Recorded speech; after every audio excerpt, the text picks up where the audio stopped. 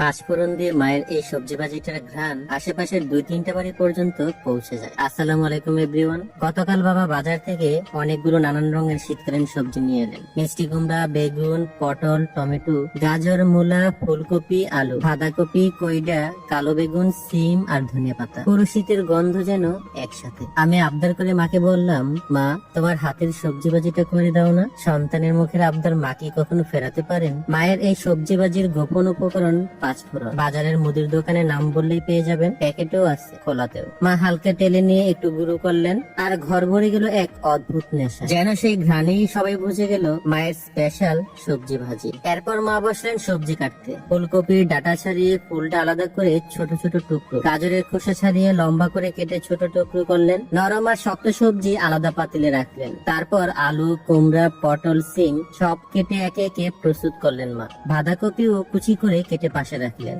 এরপর শুরু হলো মায়ের আসল ম্যাজিক, পাটায় বাটা মশলার পর্ব। ফ্রিজে থাকা আদা বাটা না নিয়ে গাছ থেকে তাজা আদা তুলে বাটলেন নিজ হাতে। তারপর জিরা বাটলেন। এই বাটা জিরার গন্ধে রান্নাঘরটা যেন অন্যরকম হয়ে যায়। এরপর লং, এলাচ, দারুচিনি আর কালো গোলমরিচ সব একসাথে বাটলেন মা। রসুন কোয়াগুলো বেটে নিলেন।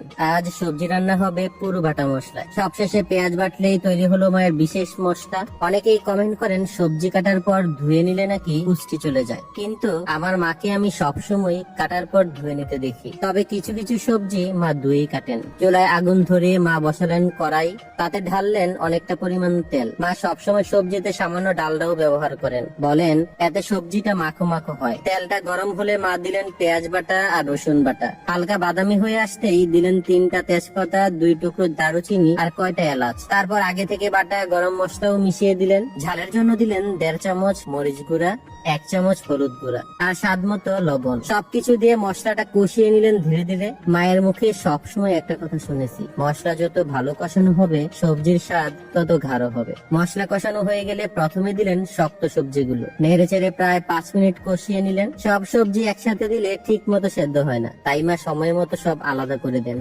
এরপর নরম সবজিগুলো কড়াইয়ে ঢেলে সব একসাথে মিশিয়ে নিলেন ভালোভাবে। সবজিগুলো যখন ঠিকঠাক মাখা হলো, মা তাতে সামান্য পানি ছিটিয়ে ঢাকনা দিয়ে দিলেন চুলায়। 10 মিনিট পর ঢাকনা খুলে দিলেন কয়েকটা কাঁচামরিচ। আর সেই মুহূর্তেই মনে হলো পুরো বাড়িটাই যেন মায়ের হাতের গন্ধে ভরে গেছে। এই রান্নায় মা ধনেপাতাও ব্যবহার করেন। কুচি কুচি করে কেটে কিছু ধনেপাতা দিলেন কড়াইয়ে। তাজা ধনেপাতার সেই সবুজ ঘ্রাণে পুরো রান্নাঘরটা যেন আরো সতেজ হয়ে উঠলো। তবে একটা জিনিস না দিলে এই সবজি ভাজিটা একেবারেই অসম্পূর্ণ থেকে যায়। সেই জাদুকরী উপকরণটা হলো পাঁচফোড়ন। মা শুরুতেই হালকা তেলে গুঁড়ো করে রেখেছিলেন। এবার সেই পাঁচফোড়নটাই দিলেন সবজির মাঝে। এরপর 2 থেকে 3 মিনিট নেড়ে চেড়ে নিলেন। ফোড়ন দিতেই এমন ঘ্রাণ বের হলো যার বর্ণনা আমি আগেই দিয়েছি। এবার শুধু পরিবেশনের পালা। ভাতের সঙ্গে এই গরম গরম সবজি ভাজি খেতে যেমন অসাধারণ, তেমনই আর পেছনের গল্পটাও ভরপুর ভালোবাসায়। আপনারা কি কখনো এভাবে মায়ের হাতের সবজি ভাজি খেয়েছেন? কমেন্টে জানাবেন। ভালো লাগলে শেয়ার করবেন।